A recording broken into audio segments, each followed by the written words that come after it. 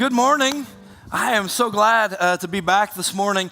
I brought the water up here because I'm about to lose my voice, and if I can be just honest, like I'm exhausted. I had a long week of traveling. Was in Israel all of last week. We began traveling back home Friday morning, our time at about 11 a.m. and got here yesterday at 2:30 p.m. So I'm worn out, like suffering from a bit of jet lag, but I'm excited to be here and excited to preach this morning. And if you're new with us over the last couple of weeks, we're in part 3 of a 4-part message series called God With Us. And I'm going to teach this coming Sunday, next week, on Matthew 1:23. And we've kind of been jumping off of this verse and where we've got the title for this message series. And it says, "Look, the virgin will conceive a child, give birth to a son, and they will call him Emmanuel," and that means God with us. And we're talking about the presence of God in different seasons of life. Because we experience God in different ways in different seasons of our life based on really what's going on around us. And I got to experience Jesus this past week in a very different way than I had ever had or ever dreamed of. And I thank you for that. Like I actually got to walk in some places where Jesus walked. And my favorite part of the trip was around the Sea of Galilee.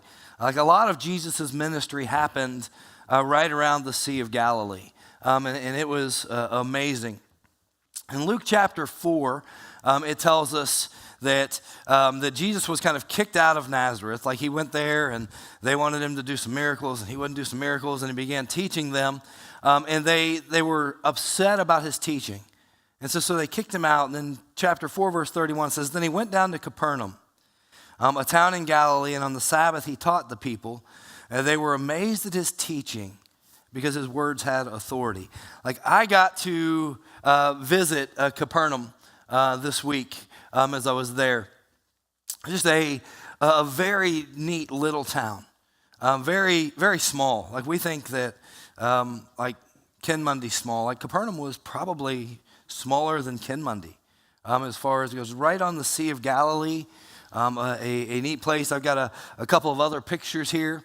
And then I'll show you there's a picture of a statue of Peter. And it says, "Thou art Peter, and upon this rock I will build my church." Jesus kind of came in contact with Peter at Capernaum.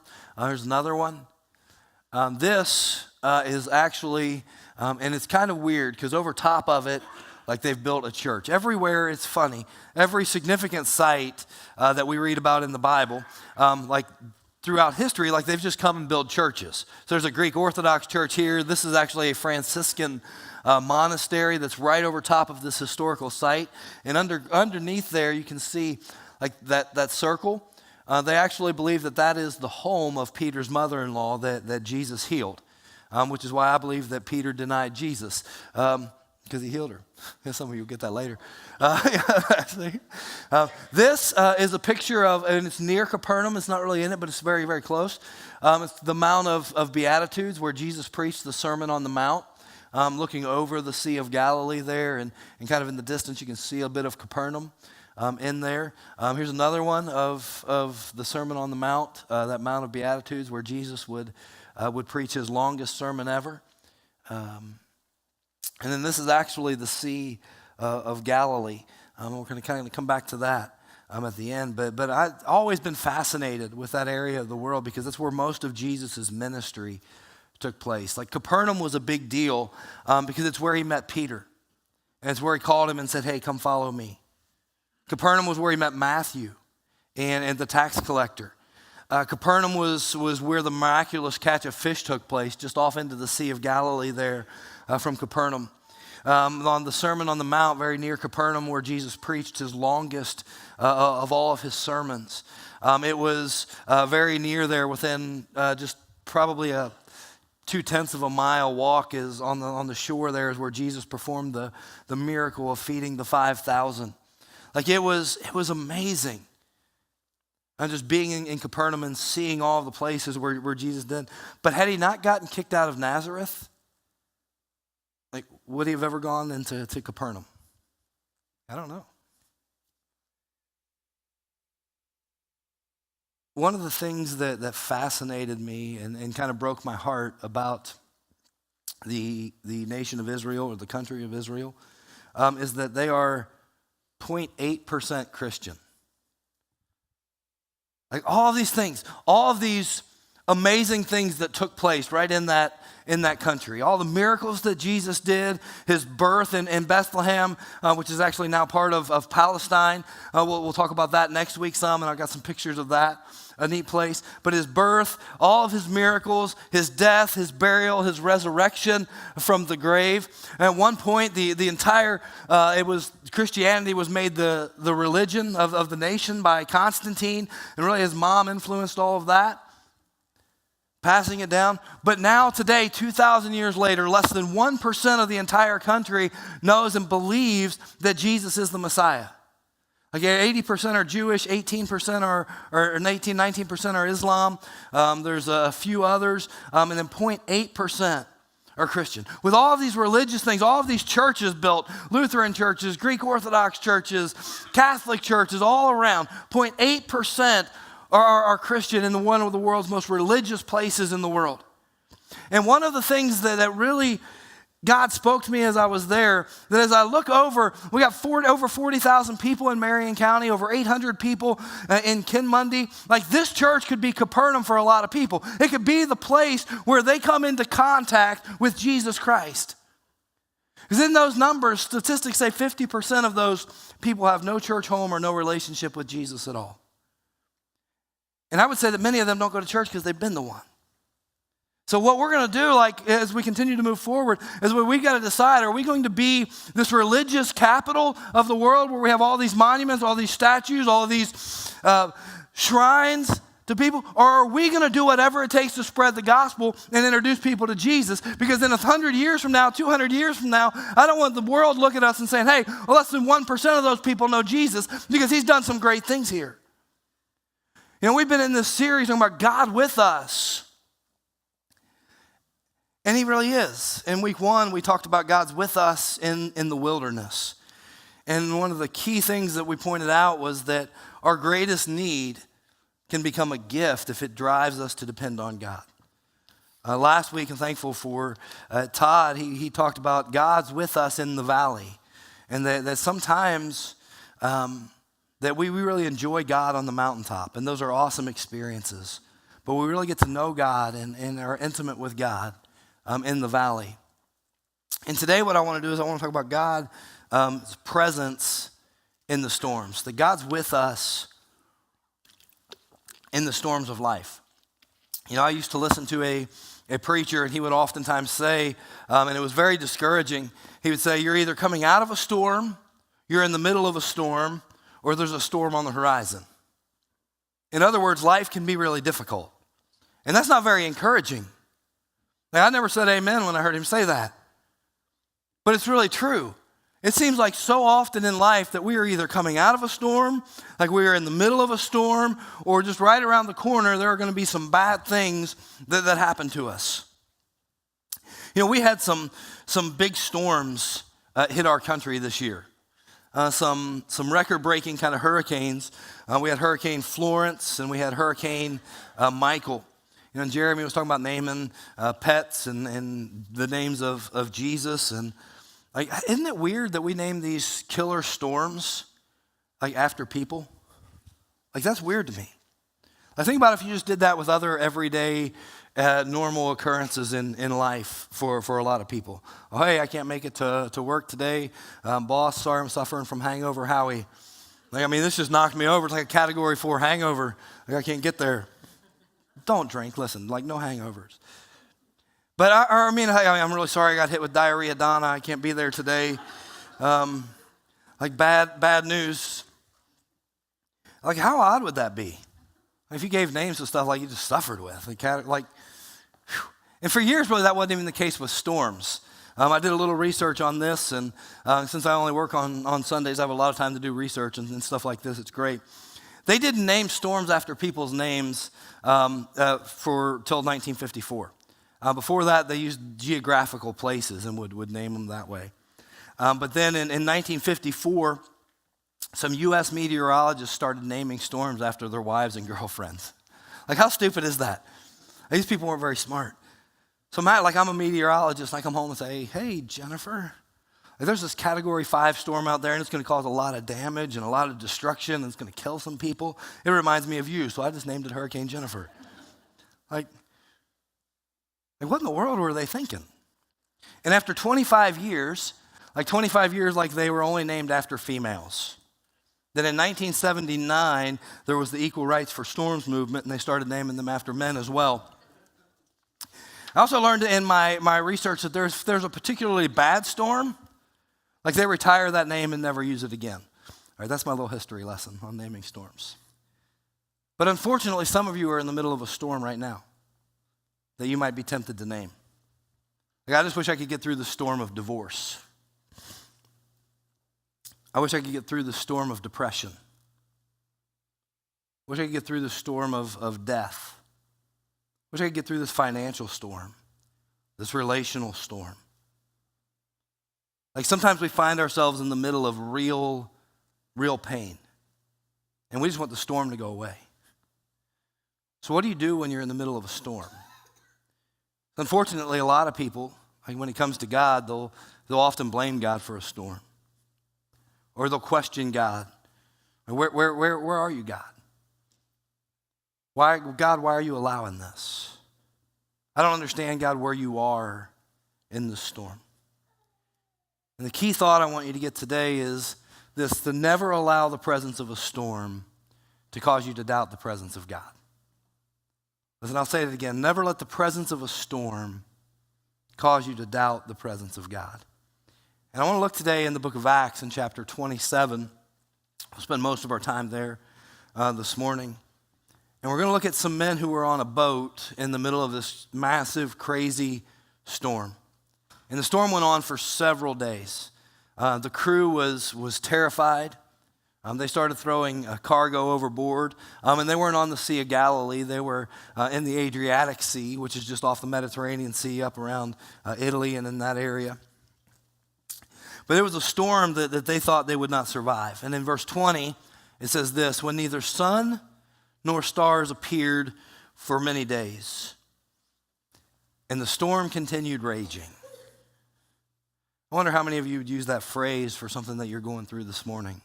Like the storm continued raging. Like it just wouldn't stop.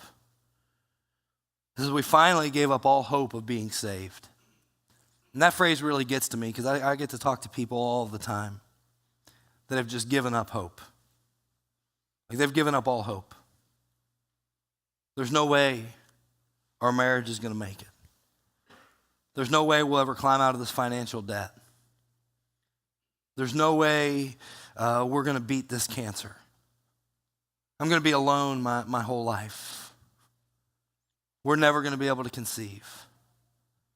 After what happened, I'm never going to be able to afford college. Like they've given up all hope. The storm continues to rage and they gave up all hope. And verse 21 says, after they had gone a long time without food, Paul the apostle, he stood up before them and said, men, you should have taken my advice not to sail from Crete. How many of you just want to hit Paul at that point? You know, jerk, like you're on the boat with us. Said, men, you should have taken my advice. Then you would have spared yourself this damage and loss. And Paul was just a regular guy.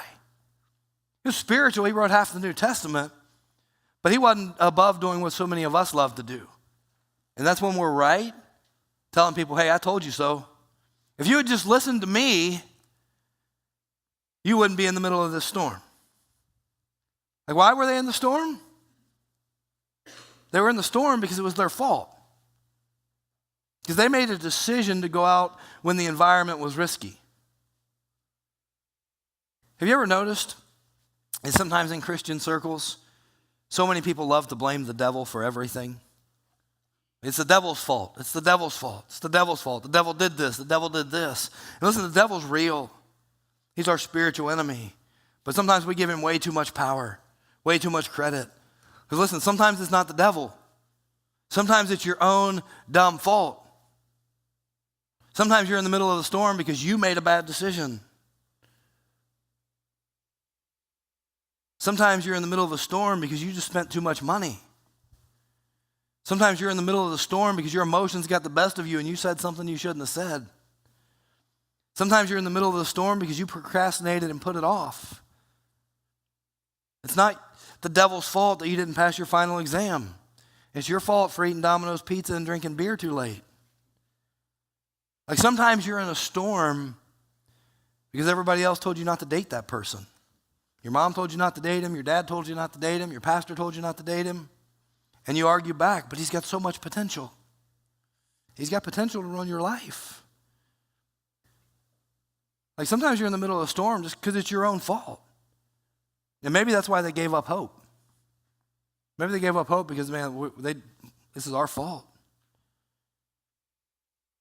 I don't know about you, but it's easier for me to believe that God will get me out of a storm when God put me into the storm than it is for me to believe that God will get me out of a storm when I'm in there because it's my own fault. Because I did something I shouldn't have done. Like a lot of times I don't even think that I deserve to be rescued. It says, and the storm continued to rage. And they gave up all hope. Now there were some people on that boat. I don't know how big the crew was, but there had to be some on there that like, hey, this isn't our fault. Like, we're just on the boat. The captain said go. We were saying, hey, we should have stayed. But some people ended up in the storm and it wasn't their fault. How many of you have ever been in the middle of a storm and it wasn't your fault? I know I have. You know, sometimes as a kid, your parents, they end up divorcing, and you're in the middle of a storm that wasn't your fault. Maybe your company made all sorts of bad decisions and financial mistakes, and they ended up having to downsize, and you were a casualty of it. You're in a storm that really wasn't your fault. Maybe you trusted somebody, and they gave you their word, you believed them at their word. You thought they would do what they said they would do, and they didn't deliver. And one day you're in the middle of a storm that wasn't your fault.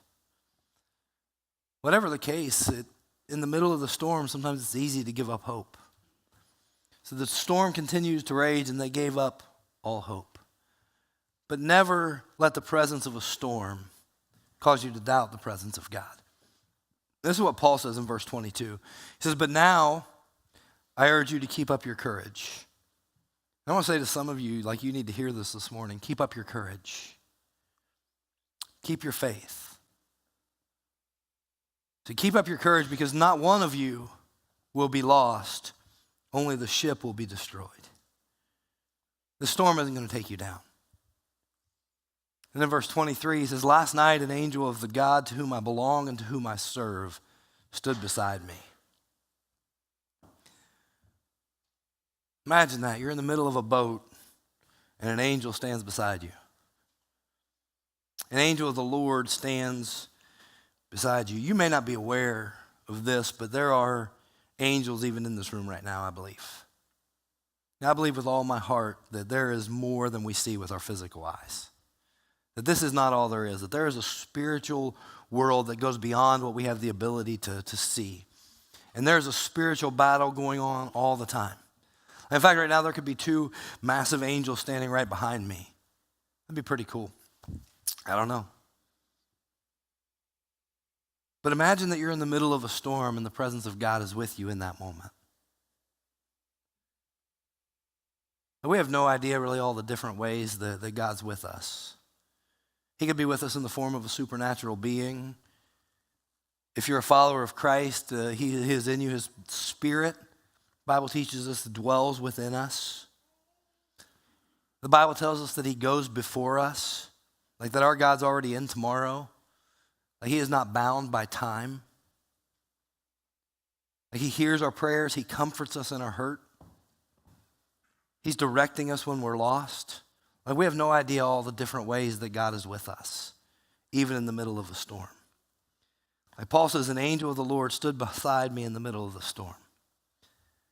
Never let the presence of a storm cause you to doubt the presence of God.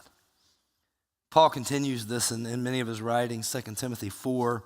He said, everybody else deserted me. He said, in my first offense, no one came to my support. Like no one was there for me. Everybody left me. That may not be held against them. He said, but the Lord stood at my side and gave me strength, so that through me the message might be fully proclaimed and all the Gentiles might hear it. And I was delivered from the lion's mouth. He said, everybody else left me, but the Lord was at my side. David said this. He said, I keep my eyes always on the Lord. With him at my right hand, I will not be shaken. That he's there. And listen, when you're in the middle of the storm, it's all about who's beside you, who's with you. When you realize that God's with you, it changes your posture, it changes your mood, it changes your perspective, and it builds your faith, it redirects your mindset. It's all about who's with you. You know, I remember in high school when I was a freshman, there was a guy named Harley who was a senior, and he wanted to beat me up bad. I don't know why, I was a punk really, but he did. Like every day, he would say, hey, when I find you, I'm going to beat you up. So I would like sneak home and try to go home a different way. Until I realized that there was a guy that was about a year or two older than me. I can't remember if he was a sophomore or a junior. He's a bit older than me. But I'm like, man, that guy there's tough. Everyone's scared of him. And his name was Rich Franklin. And I don't know if any of you have ever watched UFC, but from about 6, 7, 8 years ago, Rich Franklin was UFC champion. Like he and I went to high school together, and I became good friends with Rich Franklin because nobody was going to mess with him. So I'd see Harley, and Harley would say, hey, I'm going to beat you up. And I'd go over to Rich Franklin and say, hey, come on. Because it was all who was with me. When we recognize who's with us, it changes our perspective, it changes our mood, it changes our tone. And some of you today, you need to recognize that God is with you even in the middle of the storm. And though the storm may be continuing to rage and may be coming at you, God is not going to let it destroy you because he's with you. You know, Jesus, real peace, listen, is not found in the absence of storms. Real peace is found in the presence of Jesus. As we were in Israel, everywhere we'd go, we saw this amazing light show on the walls of the Tower of David one night, and at the end it said, pray for the peace of Jerusalem. Like everywhere we went, it said, pray for the peace of Jerusalem. Pray for the peace of Jerusalem. Pray for the peace of Jerusalem. You know, I looked over at Jennifer and said, you know what? I'm not going to pray for the peace of Jerusalem. Only 0.8% of the people in the whole nation follow Jesus. What I'm going to pray for is that they come to know the Prince of Peace, the King of Kings, the Lord of Lords, because he is the only one that can provide peace. It's not that they need peace, it's that they need Jesus. Because real peace is not found in the absence of a storm. Real peace is found in the presence of Jesus Christ. Real peace isn't found in a trouble-free life because you're never going to have a trouble-free life. Following Jesus doesn't mean that bad things don't happen. That's bad theology to think that. Jesus said, in fact, he promised in John 16:33, he said, in this world you will have trouble. But he said, I've overcome the world. Because real peace isn't found in the absence of trouble. Real peace is found in the presence of Jesus. And he's with me. He's right beside me. He will never leave me. He will never forsake me. Look at verse 23 again.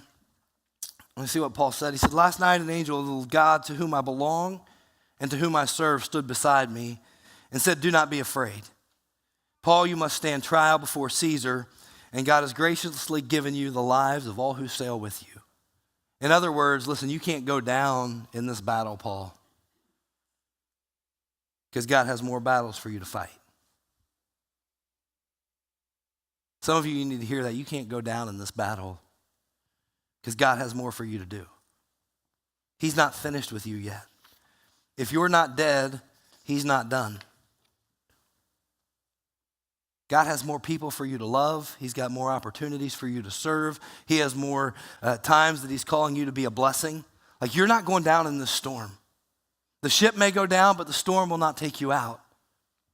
In fact, God will use what you learn in your storm to prepare you to help others in their storms. Like I love this. Like there's a purpose in the storm. The storm you're going through right now, it didn't surprise God. He's doing something in you. He's speaking to you. He's strengthening you. He's deepening your roots. And he will use what you learned in your storm to help somebody else through theirs. One day you'll say, hey, I've been through a storm just like that. We've survived unfaithfulness in our marriage, and you can survive it in yours as well. We overcame financial hardship. We did what was right. We got out of debt. You can as well. I used to be in bondage to this or that, addicted to this or that. But by the grace of Jesus, he set me free. And the same Christ who set me free can set you free as well. And suddenly you start to become an evangelist for the presence of God who never leaves you in the middle of a storm. Like God's doing something. He's working in you, and you don't always know it in a storm. But on the other side of the storm, when you're safe and you're on the shore, you'll look back and say, man, I don't ever want to go through that again. But I wouldn't take it back because I experienced God more than I ever have. In verse 25, it says, so keep up your courage, men. Keep your faith, ladies. It says, for I have faith in God that it'll happen just as he told me. I have faith in God that he's going to do exactly what he said he would do.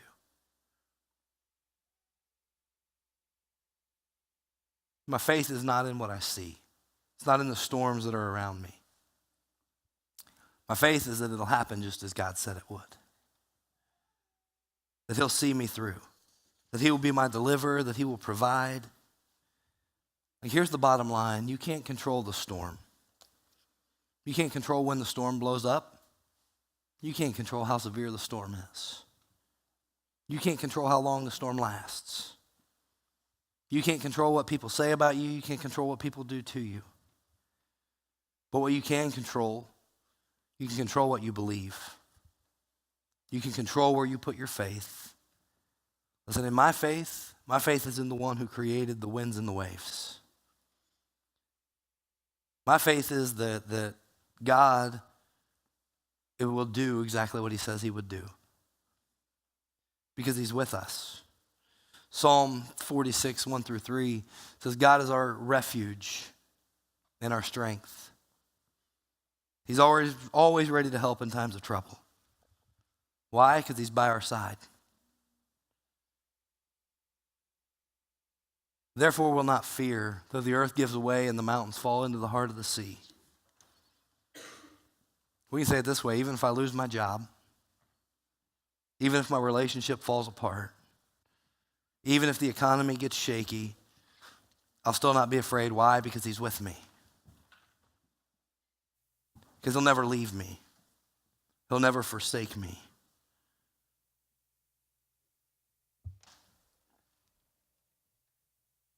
Paul said this storm will not take you down. And it's really about all who's in the boat with you in the middle of the storm. Got one more picture to show you. That again, that's the Sea of Galilee, and it's beautiful. It looks so calm in that picture. I took that early in the morning. You can see all the mountains that are around it. The whole sea, it's not a very big sea. It's 21 miles across or 21 miles long, 7 miles across. So it's not a huge sea. It's down in this valley with mountains on every side. So when a storm comes up on the sea, like it just kind of hangs out there for a while because it can't escape. It just jumps over the hillside and stands there, and they become violent. And there's a story, Jesus and his disciples, and they're out in the middle of the sea, and the storm comes up, and they're freaked out. Like the wind's blowing, and like I said, these are fishermen, grown men who've spent all of their life on that sea, and the storm is wearing them out, and they're scared to death. And the funny thing is that Jesus is actually down below sleeping. Like he's with them in the storm, but they think, man, they come to him questioning him, why don't you care about us? Do you not even care that we're going to die? Aren't you going to do anything? And he wakes up and he just kind of stands on the ship and he says, why are you afraid? You have little faith. And Jesus simply looked at the wind and the waves and he said, peace, be still. And they experienced peace in the boat because Jesus was on the boat. See, real peace isn't found in the absence of storms. Real peace is found in the presence of Jesus. I love how the story in Acts chapter 27 kind of winds up. They're battling this storm that had gone on for days. It had been raging, and they'd run out of food and thrown all their extra food overboard because they thought they were going to die. And they finally start getting close to land, and they can see it, and they think, man, we're going to jump off the ship. Like we're so close now, we can jump off the ship and probably swim to shore. Maybe we'll throw out a lifeboat and we'll get to shore. And Paul said, listen, unless you stay in the boat, you're going to die. You can jump out now and try to fend for yourself, or you can stay in the boat where the angel of the Lord was beside me. You can stay in the boat where God said, I'm going to protect you and deliver you. And it may get rough. We may crash on the shore. The boat may fall apart, and it does. But if you stay in the ship, you will survive. And for some of us, I think that's where we're at right now in our faith. It's like we're saying, God, I just want to bail. I just want to jump ship. God, it doesn't seem like you're here. It seems like I'm close enough to the end, God, that maybe I can get out on my own. God's saying, just hang out in the ship. That's where I'm at. For some of you, maybe you've already bailed. You've been through enough storms, and you think, man, I'm giving up on God. I'm done with this. And today's the day that you need to come back. Like, get back on the board. Because real peace isn't found in the absence of a storm. Real peace is found in the presence of Jesus. So we're going to offer an invitation time today. We're going to praise the goodness of God. He's never going to let us. For some of you, for the first time, maybe you need to jump on board with Jesus. You need to get yourself in the presence of Jesus. Maybe even in the middle of the storm that you're going through, and you need to be immersed in baptism for the forgiveness of sin, for the gift of the Holy Spirit. For some of you, maybe months ago, years ago, like you just jumped off the ship. You thought, man, this is too much. God, where are you? And God's just saying, hey, come back. And maybe that's the decision you need to make today. I'm going to ask you to stand and pray with me. And if there's a decision that you need to make, I'm going to ask you to come forward as we sing this last song. Todd's going to come up, and I'll be down here. And maybe you need to make a decision. Maybe today you just need to be prayed with, and we'd love to do that as well. So, Father God, we're thankful that you are with us. We're thankful, God, that you are good even in the midst of the storms that are in our lives. We're thankful that you've promised that the storm is not going to take us out. But God, that you're going to use it, that there's purpose in the storm. So Lord, I pray today for whatever decision needs to be made, however you're speaking to people that are here today, Lord, that you would just keep their courage, that they would keep their faith, and that they would follow you exactly where you'd want them to go. Thank you for Jesus who followed your will, who followed your leading all the way to the cross, that he could die for us. It's in his name that I pray. Amen.